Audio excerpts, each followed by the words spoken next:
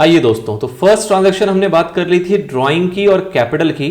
Next जो transaction आती है वो आती है आपकी परचेज की। चाहे आप परचेज करें गुड्स या फिर परचेज करें एसेट्स, और अगर इसमें रिटर्न करना पड़ जाए बाय एनी रीजन, तो उस केस में हम उन ट्रांजैक्शंस को कैसे जनरलाइज करते हैं ये हम समझेंगे फिलहाल। ठीक है, तो सबसे पहले परचेज ऑफ गुड्स या फिर एसेट। तो आपने परचेज के केस में आपने देख लिया था, इवन आपने गुड्स के केस में समझ लिया था कि कब आप परचेज वर्ड यूज करते हैं, कब आप परचेज रिटर्न यूज करते हैं, कब आप सेल्स यूज करते हैं, कब आप सेल्स रिटर्न यूज करते हैं, और एसेट्स और गुड्स में क्या डिफरेंस होता है, कब हम एसेट्स यूज करते हैं और कब हम गुड्स वर्ड यूज करते हैं, गुड्स की जगह पे परचेज वर्ड यूज करते हैं। ठीक है, ये बेसिक हम बात पीछे कर चुके हैं। अब आते हैं इसके ट्रांजैक्शंस के ऊपर। तो आपको पता है कि कोई भी जो ट्रांजैक्शंस होती है उसका फॉर्म कैसा हो सकता है, वो कैश में हो सकता है, वो क्रेडिट में हो सकता है, और कुछ हमने एजम्पशंस देखे थे जहां में ये ना पता लगे कि कैश है या क्रेडिट है, तो उस केस में हमें क्या करना चाहिए। तो मोटे तौर पे जो हम बात करेंगे वो किसकी बात करेंगे यहाँ पे, परचेजेस की, जो परचेजेस की ट्रांजैक्शन है उस केस में क्या क्या पॉसिबिलिटी हो सकती है। ठीक है, तो सबसे पहले लेते हैं परचेज ऑफ गुड्स को। सबसे पहले किसको ले लेते हैं इसके अंदर, परचेज ऑफ गुड्स की। अगर गुड्स परचेज कर रहे हैं तो उस केस में क्या होगा। ठीक है, तो हमने देखा कि जब गुड्स परचेज करते हैं तो हम ना गुड्स वर्ड पसंद करते हैं लिखना, ना हम स्टॉक वर्ड यूज करते हैं लिखना। हम क्या लिखते हैं उस केस में, परचेज को परचेज के नाम से ही लिख के चलते हैं। तो आपकी एंट्री क्या होगी, आपके पास गुड्स आ रहा है, एसेट आपके पास आ रहा है, आप कह सकते हो आपका खर्चा हो रहा है। अगर गुड्स के नॉर्म में टर्म्स में देखोगे तो आप रियल अकाउंट का रूल लगाओगे, बोलोगे स्टॉक आ रहा है। बट अगर परचेज के टर्म में देखोगे तो आप बोलोगे आपके एक प्रकार का एक्सपेंडिचर है, और एक्सपेंडिचर भी क्या होता है आपका, डेबिट होता है। तो इन एनी सेंस ये क्या होगा आपका, डेबिट। तो आप एंट्री क्या करोगे, परचेज अकाउंट डेबिट टू। अब जो आपने परचेज किया वो कैसे कैसे कर सकते हैं, तो सर हम परचेज जो है वो कैश की फॉर्म में कर सकते हैं। अगर आपने कैश में परचेज किया तो आप लिखोगे purchase account debit to cash account. अगर आपने कैश में ना खरीद के आपने सपोज उसकी चेक से पेमेंट करी है या फिर बैंकिंग के थ्रू पेमेंट करी है, तो उस केस में आप क्या लिखोगे, purchase account debit to bank account. अब आपने ना कैश किया ना बैंक किया, आपने उधार में खरीदा है, और उधार में जब आपने खरीदा है तो आपको उसका नाम पता है, तो आप उसका क्या लिखोगे, नाम, जो भी उस बंदे का नाम है। और अगर आपको नाम नहीं पता लेकिन आपको यह श्योर शॉट पता है कि आपने उधार में ही खरीदा है, तो उस केस में आप क्या लिखोगे, ये है क्या एक्चुअल में, तो ये है आपका क्रेडिटर, तो आप एक्चुअल में लिखोगे क्या, क्रेडिटर अकाउंट। ठीक है, तो ये सारी इसके अंदर पॉसिबिलिटीज हैं। अगर आप कैश में खरीदते हैं तो आप कैश अकाउंट लिखेंगे, अगर आपने चेक या बैंकिंग मोड से पेमेंट करी है तो आप बैंक अकाउंट लिखेंगे। अगर आपने कैश में नहीं खरीदा है, आपने क्रेडिट में परचेज किया है, तो उस केस में दो सिचुएशन बनेगी। एक कि आपको नाम पता है कि आपने परचेज गुड्स फ्रॉम राम, तो आप क्या लिखोगे यहां पे, टू राम। और अगर आपको नाम भी नहीं पता उस बंदे का कि राम श्याम मोहन क्या है, तो उस केस में आप क्या वर्ड यूज करोगे, और ये पता है कि क्रेडिट में किया तो आप क्या वर्ड यूज करोगे, क्रेडिटर अकाउंट। क्योंकि अल्टीमेटली जो नेचर है इस पर्सन का जिससे हमने सामान उधार पे खरीदा है वो क्या है, कि वो हमारा क्रेडिटर है, उसको फ्यूचर में पेमेंट हमें करनी पड़ेगी। ठीक है, तो ये सारी पॉसिबिलिटी हो सकती है डिपेंडिंग अपॉन क्वेश्चन की, क्वेश्चन में आपसे क्या पूछा गया है, कितनी इंफॉर्मेशन दी गई है, उस बेस पर हम इसकी एंट्री पास करते हैं।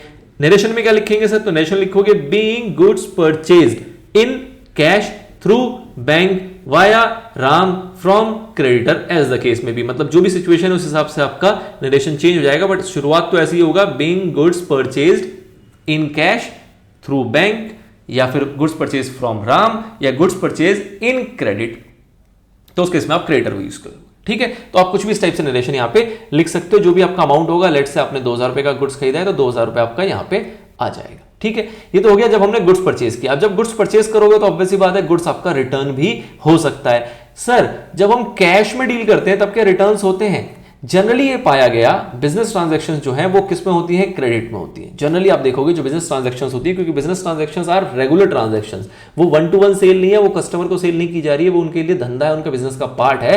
तो जब भी कोई बिजनेस ऑनर परचेज करता है आगे सेल करने के लिए, सपोज कीजिए आपकी फर्नीचर की शॉप है, तो आप जिससे भी फर्नीचर परचेज करते होंगे उसको पता है कि ये भैया आगे चल के बेचेगा, और बेच के जब कमाएगा तो हमें हमारा पैसा लौटा ही देगा। तो जनरली जो ट्रांजैक्शंस है वो कुछ क्रेडिट पीरियड के साथ होती है, 30 दिन, 45 दिन, 60 दिन, 15 दिन, वॉटएवर।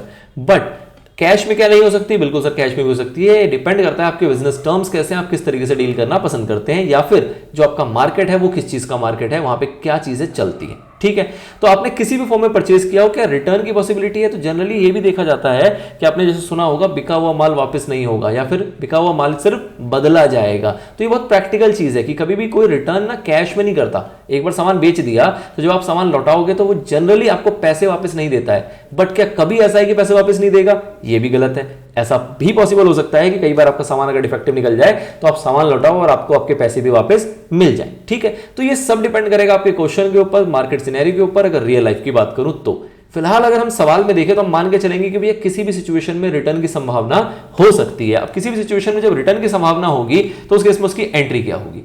तो जब आपने परचेज किया, आपके पास सामान आया था, पैसा गया या बैंक से पैसा गया या फिर आपका क्रेडिटर उतने से बढ़ गया, तो आपकी लायबिलिटी उतने से बढ़ गई, इसलिए हमने क्रेडिट कर दिया।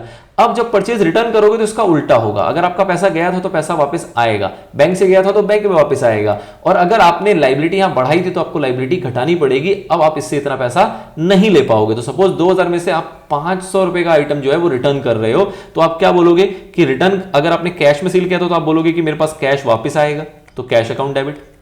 अगर आपने बैंक के थ्रू किया था तो आपके बैंक में पैसा वापस आएगा, बैंक अकाउंट डेबिट। अगर आपका यहां पे राम से खाता तैयार हो गया था, राम को आपने क्रेडिटर बना दिया था और आपने कहा था कि राम से मुझे 2000 रुपए लेने हैं, तो राम को अब आपको डेबिट करना पड़ेगा 500 रुपए से। क्यों? क्योंकि राम आपको 500 रुपए नहीं देगा, क्योंकि उसने आपको सामान लौटा दिया है, तो उसका उधार 500 रुपए से कम करना पड़ेगा, लायबिलिटी कम करनी पड़ेगी, तो उसको आपको डेबिट करना पड़ेगा। और अगर आपने क्रेडिटर वर्ड यूज किया था तो आप क्रेडिटर अकाउंट ही यहां पे लिखोगे एज इट इज, जैसा भी सिचुएशन रहा हो। कितने से? 500 रुपए से।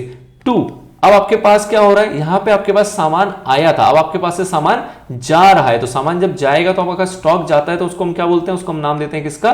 Purchase return. ये हमने देखा था गुड्स वाले टॉपिक में, जब हमने समझा था कि गुड्स जब आता है तो परचेज के नाम से लिखते हैं। गुड्स वही जो परचेज किया वो अगर आप परचेज रिटर्न के वे से वापस कर रहे हो तो उसको आप परचेज रिटर्न वर्ड यूज करोगे यहां पे। तो परचेज रिटर्न अकाउंट। सर इसका कोई एक और वर्ड भी है क्या? हाँ जी, एक वर्ड हमने और सीखा था, उसको हम क्या बोलते हैं? उसको हम बोलते हैं रिटर्न आउटवर्ड।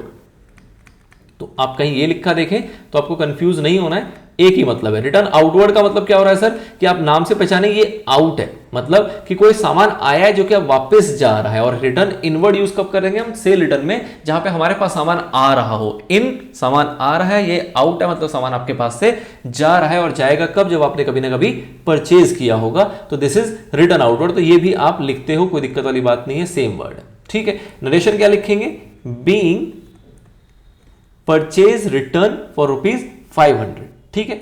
चलिए जी, तो ये आपकी नरेशन हो जाएगी। अब ये थ्रो ट्रांजैक्शन देख लिया आपने, जब आपने गुड्स परचेज किया तो ये पॉसिबिलिटी थी, और जब आपने गुड्स को रिटर्न किया तो ये पॉसिबिलिटी थी। अब बात करें अगर हम जब हम परचेज करते हैं कोई पर्टिकुलर एसेट, तो उस केस में क्या होगा? आपने परचेज किया है, और परचेज क्या किया है? आपने परचेज किया है कोई पर्टिकुलर एसेट। अब एसेट किसी भी नाम से हो सकता है, जैसे कि आपने एसेट खरीदा फर्नीचर, आपने खरीदा मशीनरी, आपने खरीदा बिल्डिंग, आपने खरीदा कोई ऑफिस इक्विपमेंट। तो जो भी एसेट होगा आपके पास वो एसेट आ रहा है, जब आप खरीद रहे हैं तो वो एसेट आ रहा है। यहां पे आपके पास गुड्स आ रहा था, आपने परचेज लिखा, एसेट के केस में आपके पास एसेट ही आएगा। तो आप क्या लिखोगे?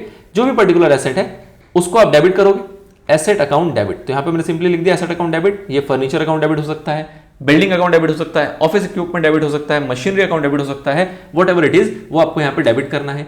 2 में क्या रहेगा सर? तो हमने परचेज अगर कैश में किया तो आप कैश लिखोगे, अगर आपने पेमेंट बैंक से की है तो आप बैंक लिखोगे, अगर आपने जो परचेज किया है वो क्रेडिट में परचेज किया है और आपको उसका नाम पता है क्रेडिटर का, तो उसका आप नाम लिखोगे। और अगर आपको कुछ भी नहीं पता है लेकिन ये पता है कि आपने क्रेडिट में परचेज किया है, तो आप क्या लिखोगे? क्रेडिटर अकाउंट, ठीक है। नरेशन क्या आएगा? बीइंग फर्नीचर परचेज, जो भी एसेट है, being machinery purchase in cash through bank from Ram Shyam Mohan Ganesh और वाया दिस क्रेडिटर, ठीक है। तो वो आपका नरेशन यहां पे बन जाएगा। लेट से आपने जो परचेज किया है वो है 50,000 का, ठीक है सर।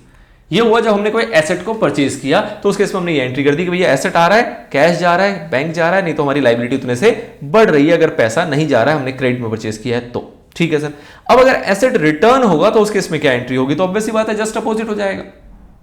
इस एंट्री का जस्ट अपोजिट एंट्री हो जाएगी, मतलब कि आप क्या करेंगे, आप उसकी एंट्री किस तरीके से करेंगे, तो मैं यहां पे थोड़ा सा मैं यूज कर पाऊंगा इस डिजिटल टेक्नोलॉजी को।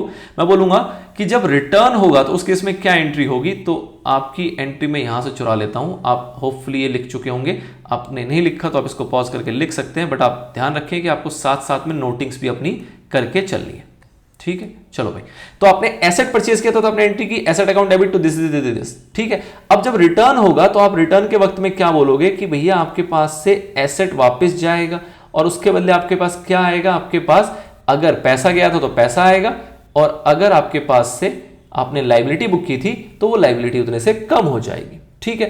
तो एज सिंपल एज दैट। तो आप उस केस में क्या बोलोगे? Cash account debit, bank account debit, name creditor account debit to जो आपका एसेट डेबिट हुआ था वो अब एसेट क्या हो जाएगा? क्रेडिट हो जाएगा। जो भी आपका अमाउंट हो, 500, 5,000, 50,000, वॉट एवर इट इज, ठीक है।